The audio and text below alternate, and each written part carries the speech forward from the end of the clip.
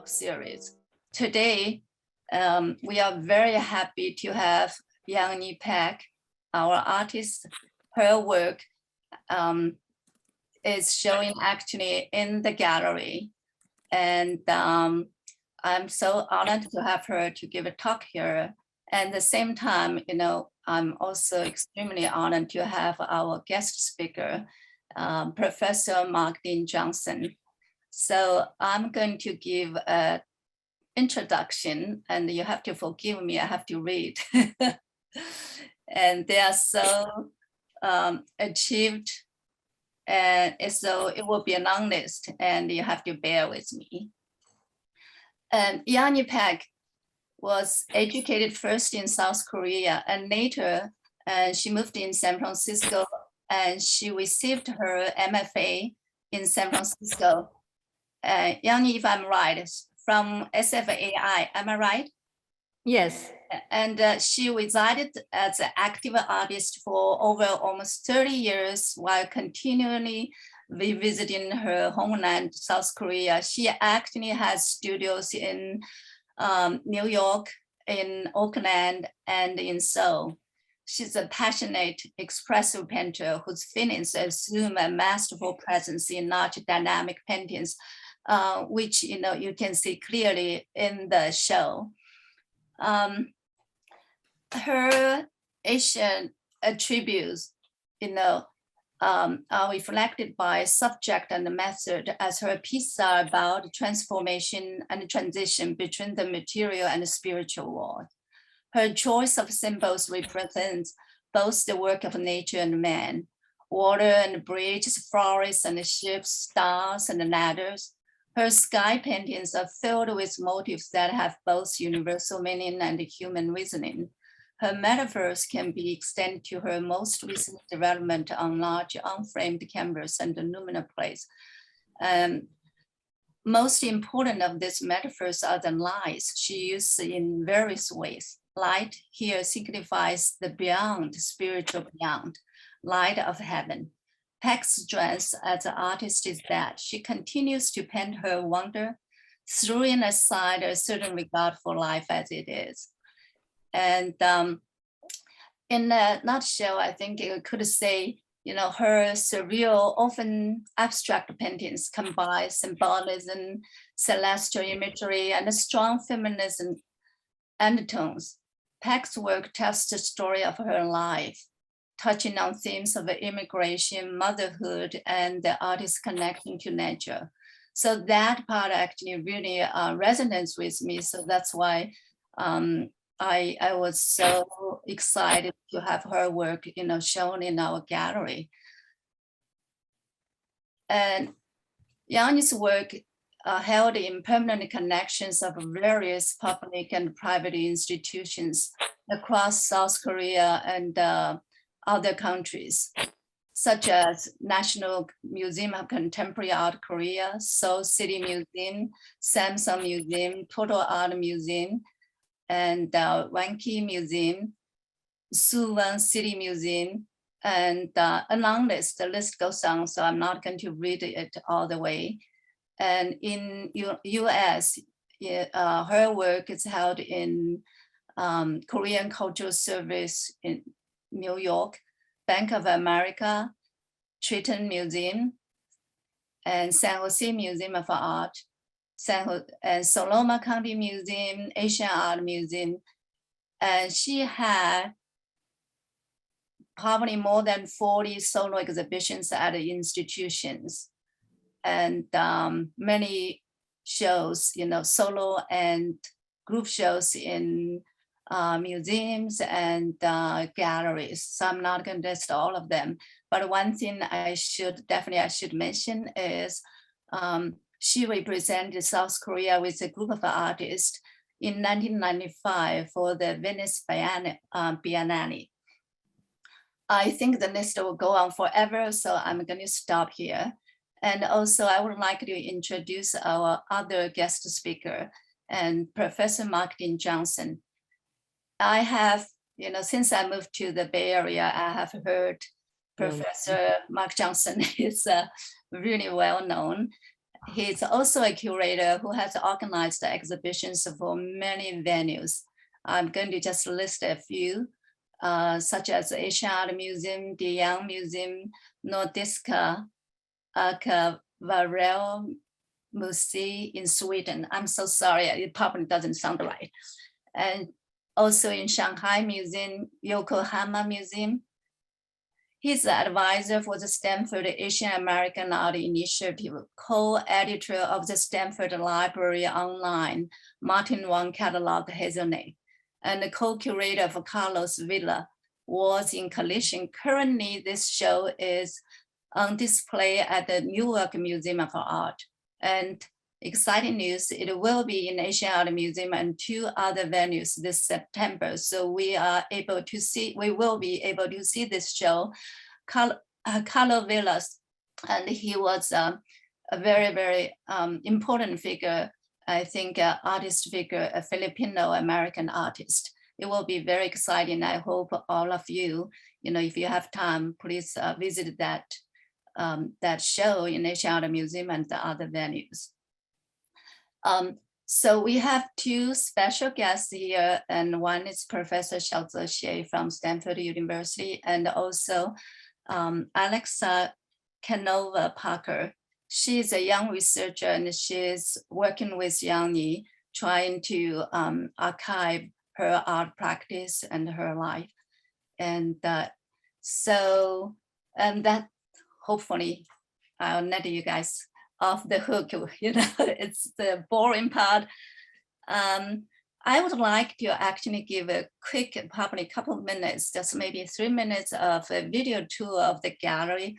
This part could be I always apologize because of the video, so sometimes it's just it doesn't flow like very fluently, and sometimes the sound is not right. But the only thing I want to show you is just you should come to the gallery to see the show. Okay, so let me pull that one out and give me 1 second. 연희기가 들어왔잖아. 깜짝 놀랐네. Yeah, so Younhee, if you want to pull your PowerPoint out, get ready. You want me to talk about my yeah, I think if you want to get started, and I think somehow it is here, and I hope it'll run smoothly. But meanwhile, yeah, you just get ready. So let's look at this one. I need to go to share the screen. Let me stop first. Do you see anything or not yet? I need to go to the share screen. I think it's here. How's the sound and the image? Good. Which image? Can you see the image? Yes, yes.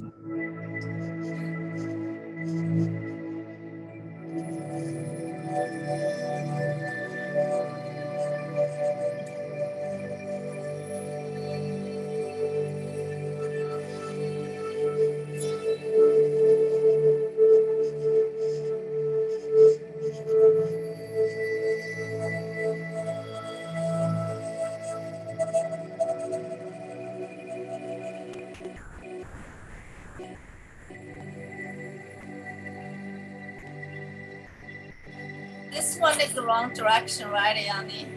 Oh, that's right. This painting you can see different way too, a different angle. Thank you.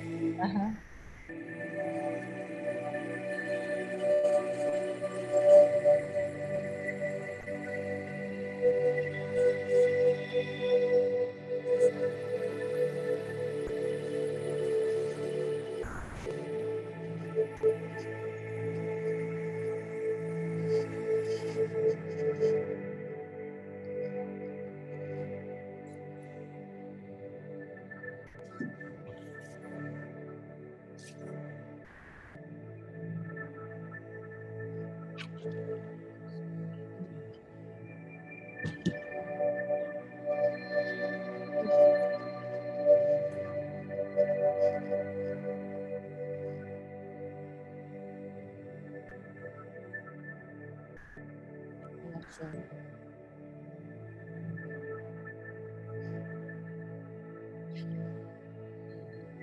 무슨 노래 만들기가 기운이 있다.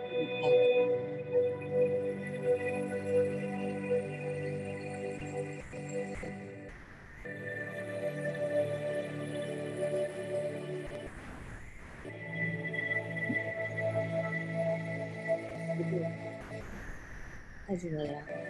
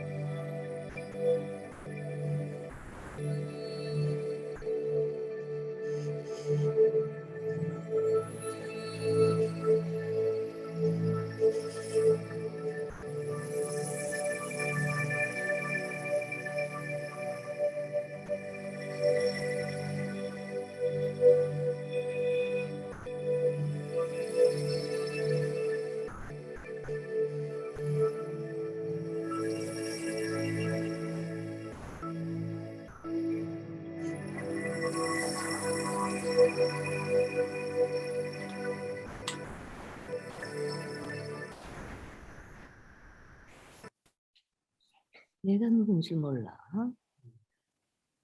So this is just we try to show you single work, each piece, but if you want to see the installation view, please come to the gallery. It will be stunning. And all the time people tell me, oh, I'm so glad I come to see the show because it's so different. I saw that from your video, you know, from the pictures you shared, but it's just a totally different experience. So that said, I want to pass the podium to Younhee. So Younhee, and I think I stopped sharing, so you can start to share. So, do you want me to talk about the paintings? Yes. Yeah. Do you have a PowerPoint or you just talk? You talk, that's fine too. Okay, all over, you know, my imagination and inspiration come from the nature. The moment I'm in the middle of nature, I have a new image and inspiration, because I used to be with nature all the time since I was young. When I was 5 years old, there was a Korean War where we refugees down to all the way south, Fisherman's Place and Songdo. That time was the first time I saw the ocean. So 5 years old, as a little girl, I was so shocked by when I see the ocean, because huge blue color moving all the time. So that gave me a big emotional shock. And I was thinking, where the water is coming from and how come it never stop, keep moving and making enormous sound. So when I was little, the ocean was a big shock, and there was many images in the ocean. I said there was no toy or friend to play with during the war. So I played by the ocean by myself all the time.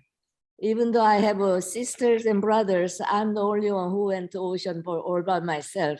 Sit there a couple of hours. And those images keep coming back when I do aluminum plate and painting.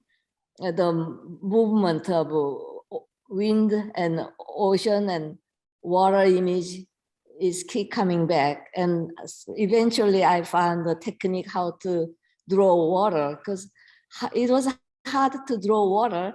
I tried to do it by paint brush. I can never depict water. So one day I was trying many different ways, always failed. So I just poured a bowl of colored water onto the canvas. And I was mad because I couldn't draw water. And I poured it, and then it flowed, it spread out, flow, and slowly it make a water's mark by itself.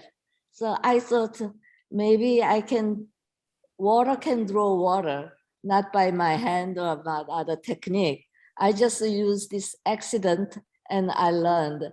So it cannot done by my technique. Sometimes I use this kind of a impulsive and accident. And one after another, I found a new technique by using this accident.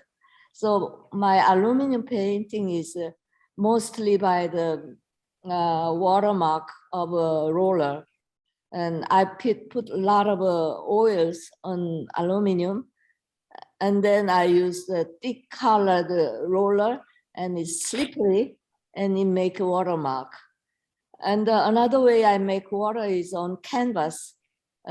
Just like you see behind of me, there is a ceiling paintings hanging. That is a huge canvas. Its height is 144 inch and width is 96 inches. It's pretty big. And how to make colors, it's not done by brush. I wet the cloth, canvas, raw canvas. I put it on the floor. I put a bucket of water and I use the painter's roller. So I just mop it long time so it can be soaked and wet, dripping wet. And then I pour the acrylic color. For this case, I use acrylic color. Oil color I use for aluminum plate and sometimes canvas, dried canvas. For this wet canvas, I pour the acrylic, ball of acrylic and let it flow. And it smears and make a lot of unexpected watermark. And I repeated it. Next morning when it's dried, I wet it again. I pour the different ball of color again. So it's repeating and it's it gets wet and then dry several times, more than several times, and make a color I want. And then when it's mostly dry, I make an image like a circle and the letter that's using brush. So many cases I don't use brush and fine and tool. I let it happen just. And then having accident is much more interesting and surprising. That's most of my technique. Younhee, I'm sorry, I just interrupted for 1 second. For the audience, if you want to see Younhee's big image, if you just hover to her image, just pin her, then you'll see her like a full screen image. You can see her studio and you can see herself. Pin what more? Yeah, for you it's okay. For the other people, some people I want to see your full image. Yeah. Continue. I'm sorry for the interruption. And also then I make a symbol on my image.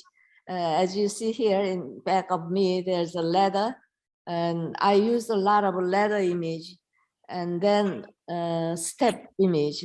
That is the very early painting. The image comes in early age.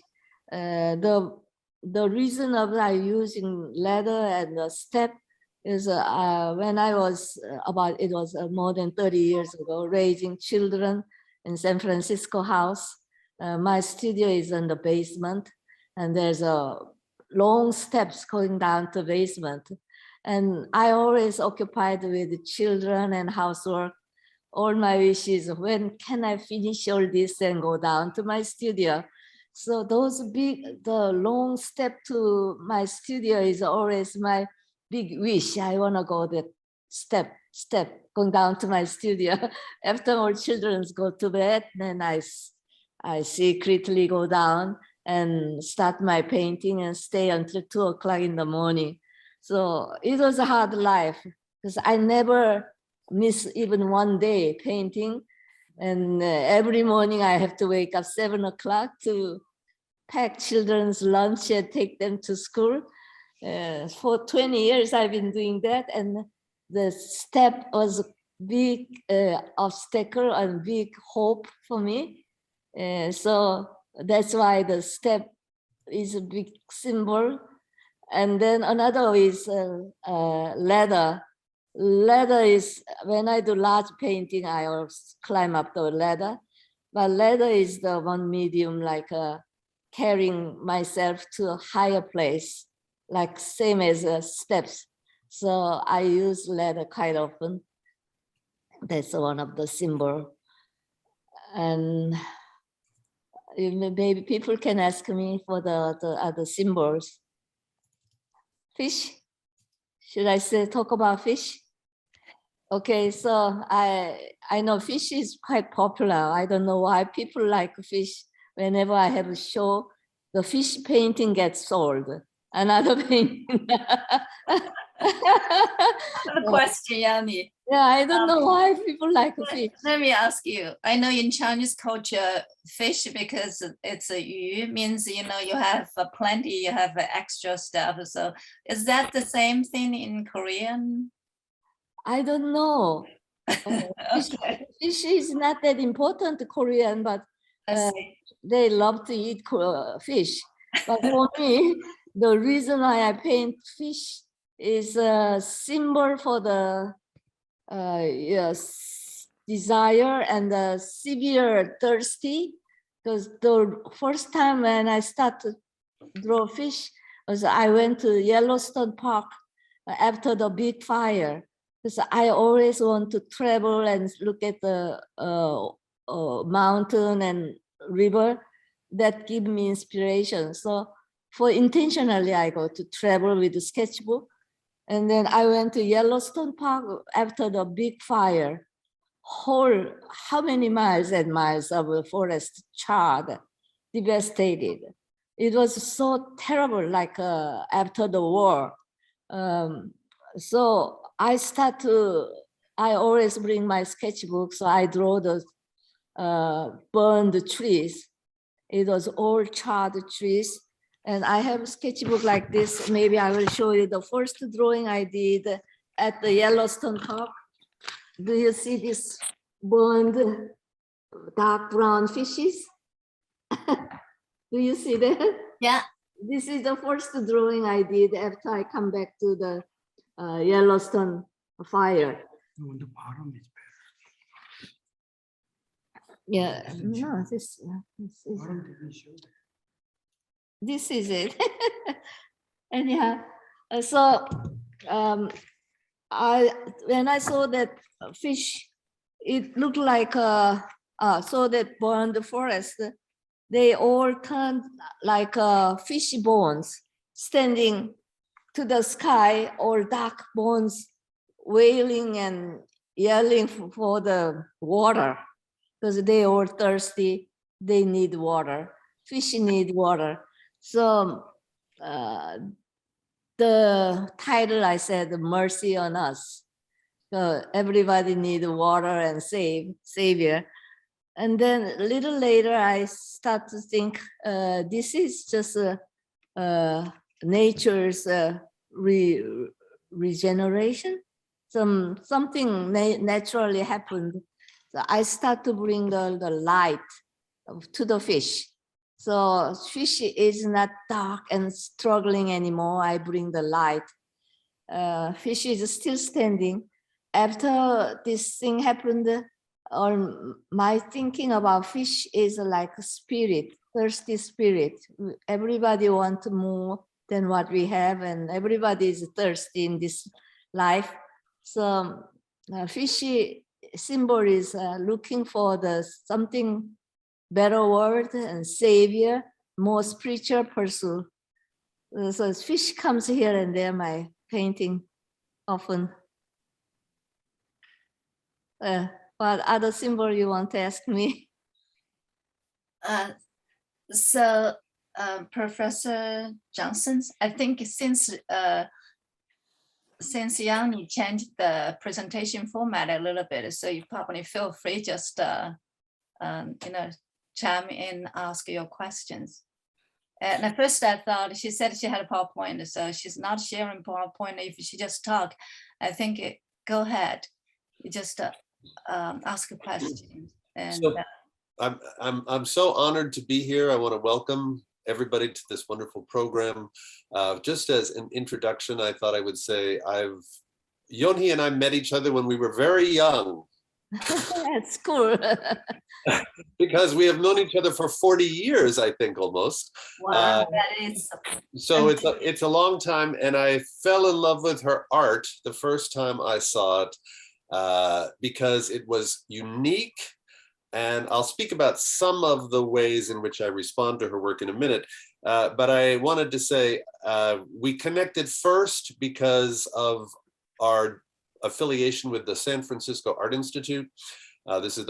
We've just finished the 150th anniversary of the founding of the San Francisco Art Institute. And I think Younhee Paik is one of the great alumni of the school. I'm so happy to recognize her. She studied with teachers, maybe we'll speak about that, including Bruce McGaw, Julius Hatofsky, and Alvin Light.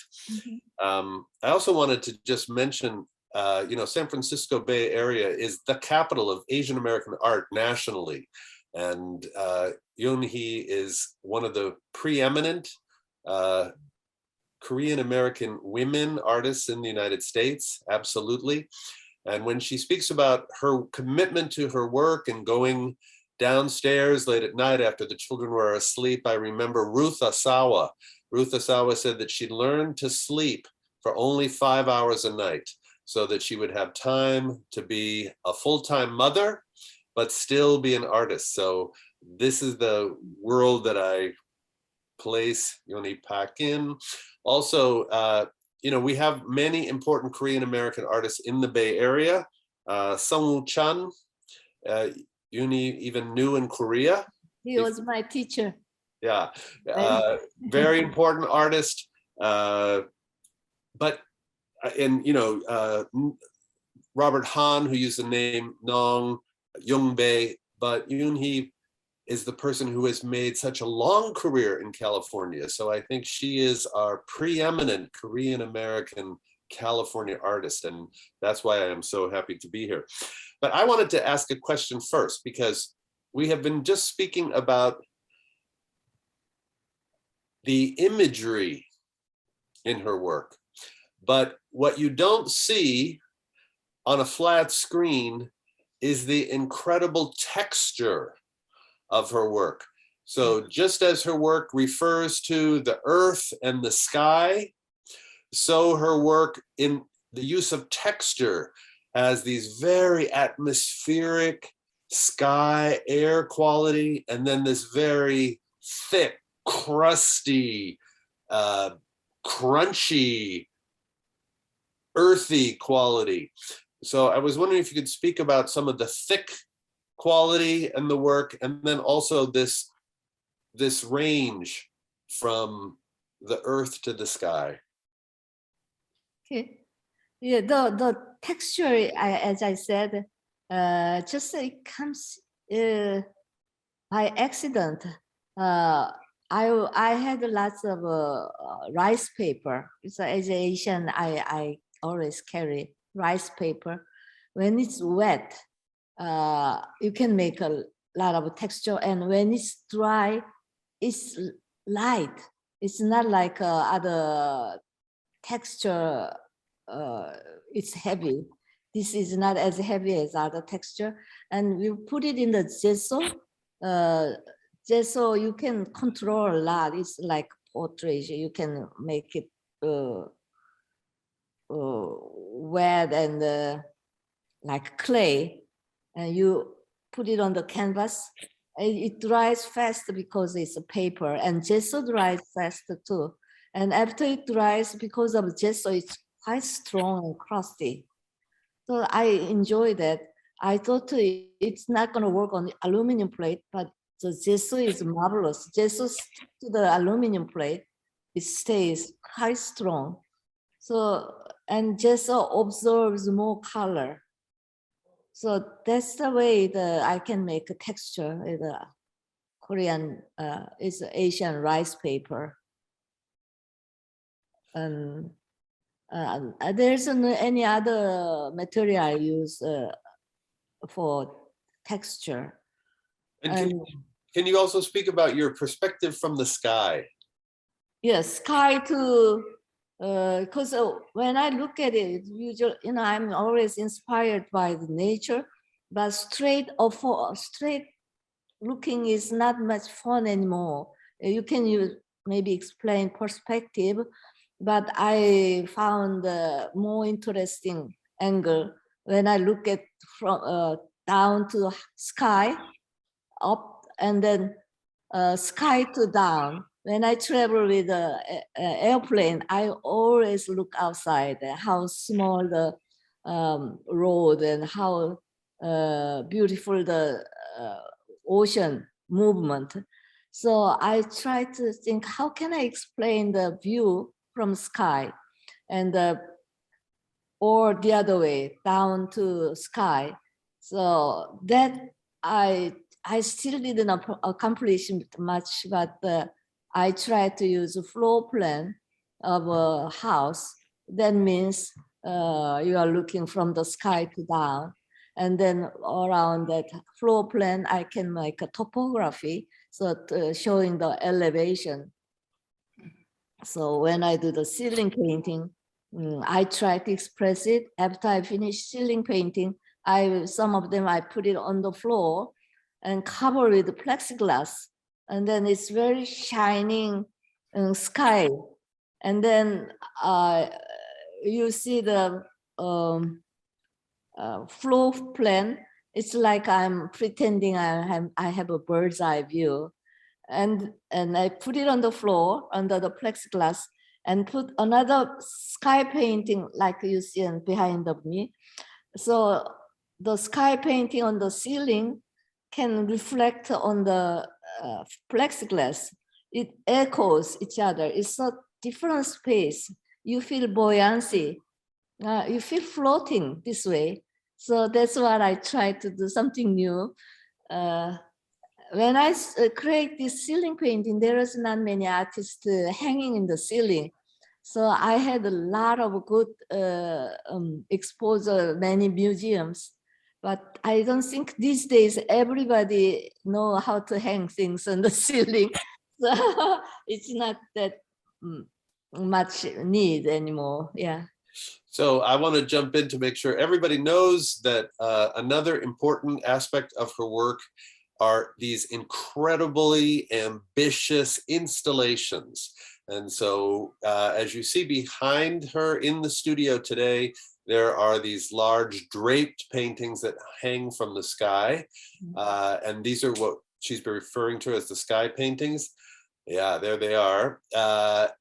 But in addition, another important exhibition recently at Mills College, where she created, I think, 77 drawings of trees and suspended them from the ceiling as scrolls. But to view them, one walked out on incredible, very large, maybe 40 feet by 40 feet kind of scale of painting covered with plexiglass. So you see the reflection again of what's above on the ground, and you're completely immersed in a three-dimensional space. Yes, I wish I have a photo of that here with me, but I don't have that photo of the installation. Let's see. It should be here in my catalog. That's okay. There's lots of trees. Yeah. And I called the title is a chorus of tree.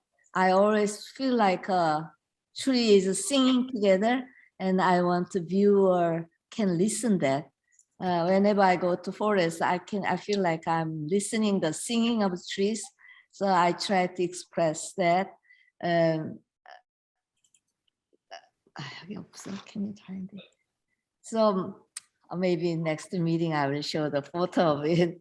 But and I had another comment, which is I was wondering if you could talk about the inspiration you draw from your father's hikes in the countryside? My father's what? When you would hike with your father in the countryside? Yes, yes. Oh, here's the installation photo I have in the catalog. Do you see this? Lots of trees. So there you see the scroll paintings of the trees hanging suspended above this huge painting that you walk on and Yeah, become. that's the bottom. The blue color on the bottom is one big painting. Actually, it's 25 feet by 25 feet. And then the reflection of the trees on the ceiling is hanging like nippling there. It's make a fantasy like you are standing on the lake of a tree reflection. So I call this tree chorus. But that you really need to be there physically. So my father, yeah, okay, you told me. My father is he majored the earth science, and he always go to mountain every morning in the winter and the summer, in the snow or rain, and he want to take me or one of the children to mountain with him, and then he needed that kind of exercise, and physically and spiritually he want to be surrounded with nature. And he explained all the natural phenomena because he studied the earth science. He telling me why the mountain is so look like that. This is the mountain's age. He can even tell this is young mountain and that is old mountain, and how the earthquake happens, why earthquake happens, and it make all different surface of earth layer. It was so interesting to me. I was listening carefully, and that was made me a lot of imagination about the nature which I do not know before. And I've been imagining those process, so it really give me good time to think about nature. So, and I think we can all see that in the work, because it feels like there are these huge forces of nature that are moving, whether it's the planets, you feel they are moving past you, or the earth is really molten, all that kind of energy. Yes. Just before we ask everybody else for questions, I wanted to also point out behind Younhee, there is a piano in the studio. And one of the things that she has started to do is to invite creative growth youth into the studio. And maybe that wasn't so possible during the COVID pandemic, but I was wondering if you could talk about your art classes for children at the studio. Oh, yeah, they are going fine. And I started this class about 7 years ago. It was just an accident. I was passing some building in Oakland downtown when I moved here, and I saw a building window has a lot of interesting paintings. So I was curious, what is this? And I walked in. That was a creative growth. That's the organization for special needs children. There's a long history, more than 40 years. They're running pretty well now, supported by Oakland City. So I walked in there and I met a lot of special needs people sitting and drawing and painting. And I thought, oh, this is interesting place. And I start to approach them and talk to them. And I love them because they are the special needs people. His mind is very different. They are not ambiguous, they are not sad. They are so genuine, like newborn babies. It's so beautiful. So I thought, oh, I'm gonna do some volunteer here. I like them.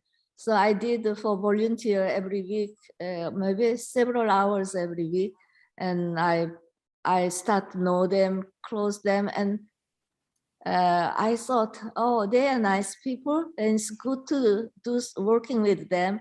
So why can't I do it in my studio? Because I have a space to give them. Another thinking is all my life, I was quite lucky then compared to other artists. And I just concentrate my painting and my raising children. My parents really helpful to me to paint.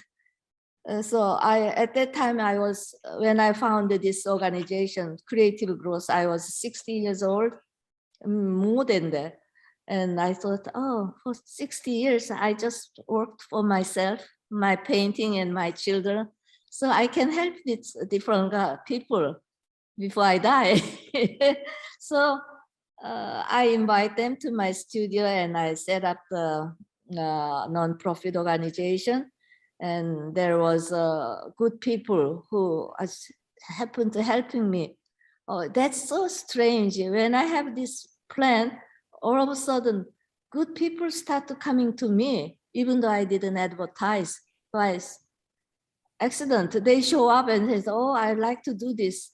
So I have a great music teacher. She was helping other organization, but she wanted to happily come to my place and she bring her other artists. So we having concert here and also teaching students. They are so happy when they are singing.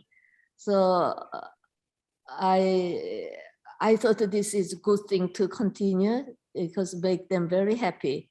And then I start to do yoga because their parents are so sad. Children doesn't know they are handicapped or nothing, but parents are so sad. So I thought if I make parents happy, children will get happy. So I brought the yoga class and the parents are so happy when they do yoga and then children join the yoga.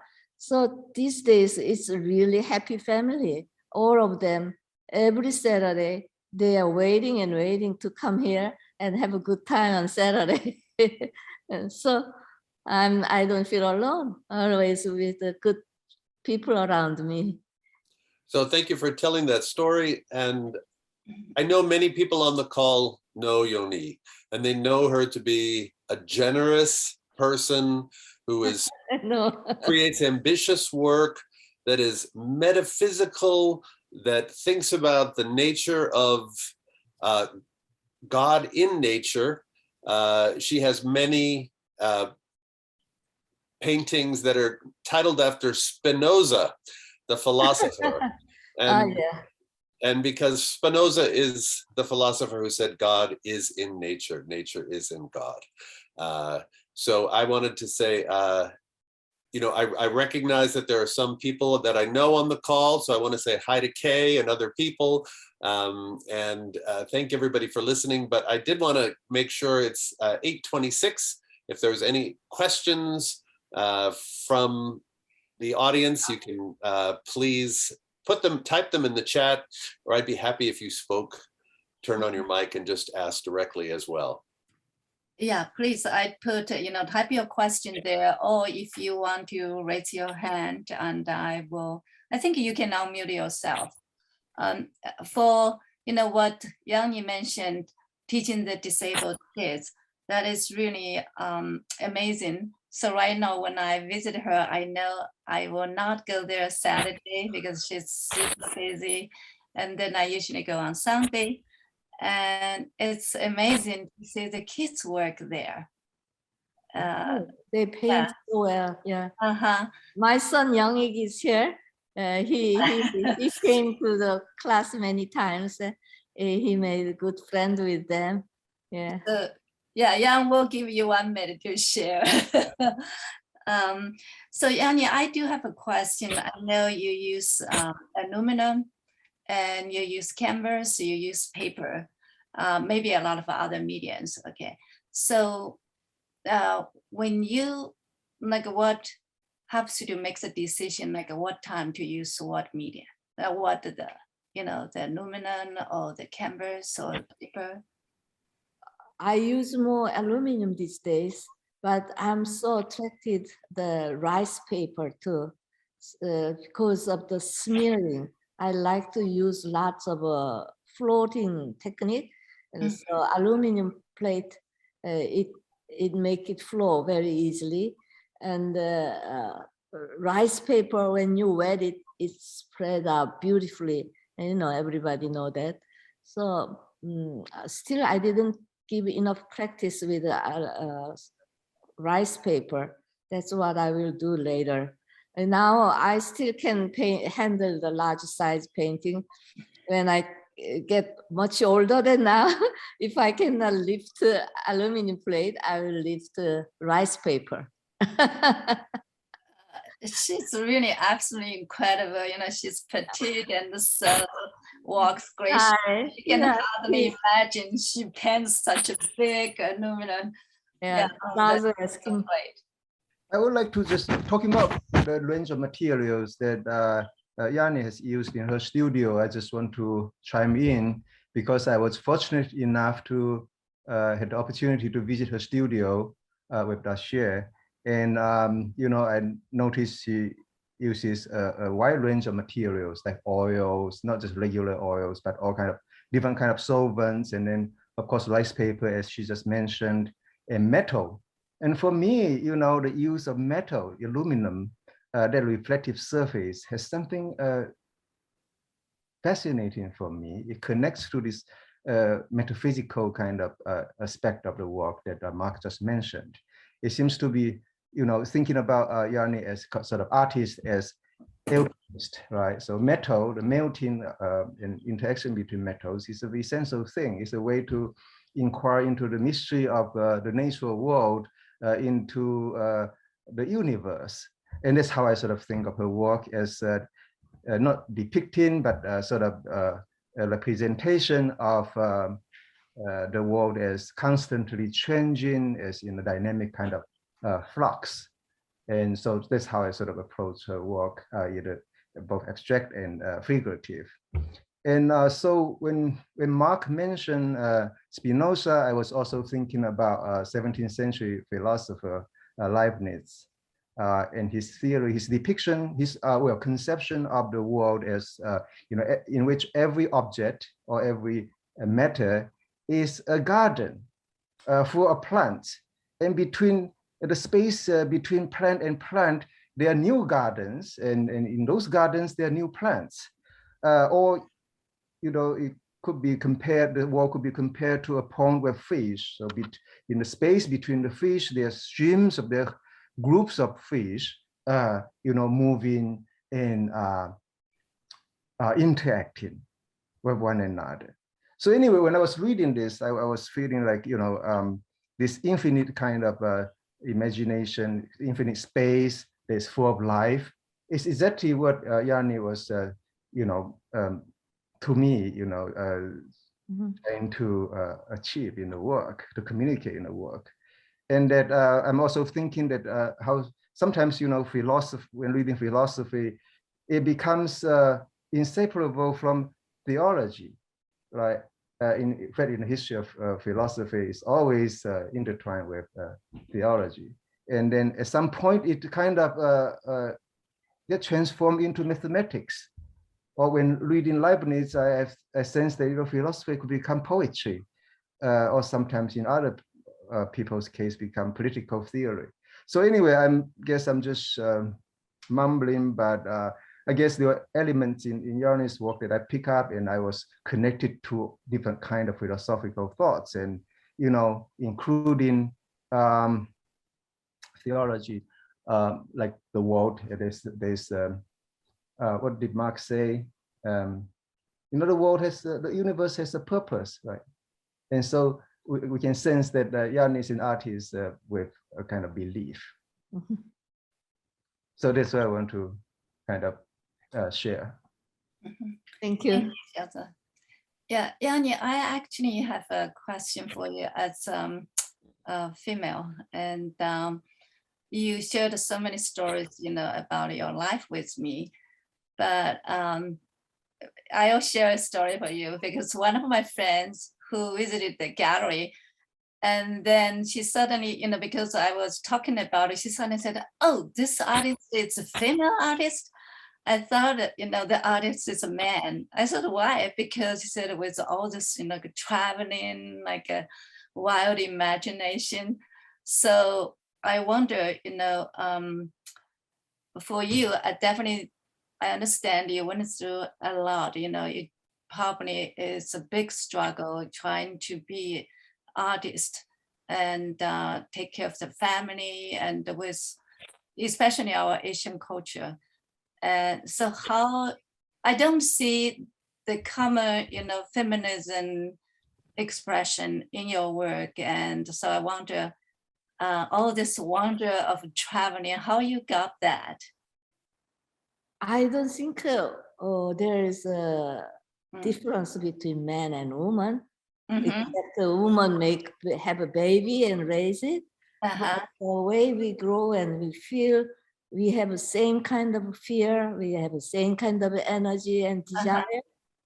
And these days, but women, especially Asian society, they give little pressure for women to be more domestic. But not these days.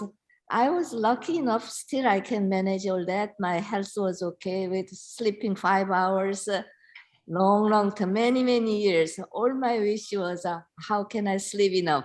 When can I sleep enough?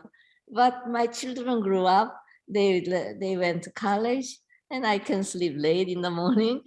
But raising children give me a lot of good nutrition about life and God and many things. They make me think, and loving children was the most precious things. And I think having children is the biggest reward in my life, because maybe he grew up well. So I think I have every blessing in my life, and I don't blame that men give too much pressure to women. And now I'm free and I'm very comfortable, and I'm just thankful for many things. I've been doing what I've been want to do. If I can live some more longer years, I want to produce the big paintings more. Thank you. I know Yang is here. Would you like to say a couple words? Sure. I just want to say thank you to Qualia Art Organization, to Professor Mark Johnson. My mom just invited me to join very recently, and then I'm in Boston right now, so it's kind of late. But I wanted to make sure I could join you all. And it's my mother talked about raising us, and I guess I'm one of the primary reasons she couldn't sleep when she wanted to paint. But growing up with my mother painting, I almost took it for granted many times what beautiful work she created. When I have moments like this, just to kind of take it all in, it's really amazing and humbling to me. And I'm always in awe of my mother and what she's been able to do. And it's very inspirational. And I feel I'm really grateful to have a mother like mine. And and it's great to see such a large community of people who are interested and supportive and want to discuss her work. And the beautiful thing is that I love to see her share it now. And I've been lucky enough to go to, her organization. I attended the nonprofit where she supports, people with special needs. I know she wants to give back, and I'm just really proud of my mother, and I thank you all for hosting this event. Thank you for sharing. And I'm really, thanks, Alma. Thank you, Younhee. He's a good son. So Professor Johnson, I'll let you wrap up if you have any questions or any.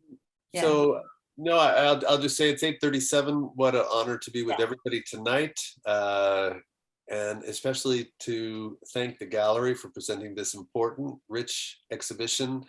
I know that Younhee attended the Art Institute at a time when people were not really encouraged to pursue their careers through exhibitions. If exhibitions came, of course, that was a good thing, but one did not necessarily demonstrate one's ambition by pursuing them. So what has come to her, which is so deserving, I'm happy to see is kind of right on time. And thanks to everybody tonight for coming, and special thanks to Younhee for the beautiful work that she has made over all of these decades. Thank you, everybody. Thank you, Mark. You are the one I've been knowing. You also, he's a painter. So he's the artist I've been knowing. Really, Mark? My This is the life. first time I know that. Want to see your work. Mhm. Okay, so good night all. Thank you. Thank you. Good night, everybody. Thank Good night, you. Tasha. Good Mark, night, thank you, Nazo. Younhee. And good night, Alexa. Thank you, Alexa. Bye. Thanks, everyone. Bye, Younhee.